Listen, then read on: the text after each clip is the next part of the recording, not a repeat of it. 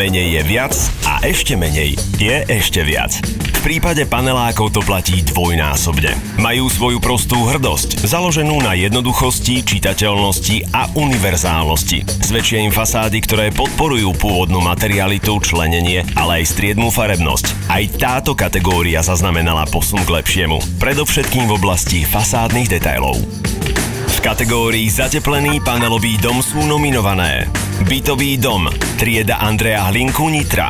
Autor inžinier Miroslav Mareček. Realizátor Bula SRO Nitra. Bytový dom Dlhá ulica Nitra. Autor inžinier Miroslav Mareček.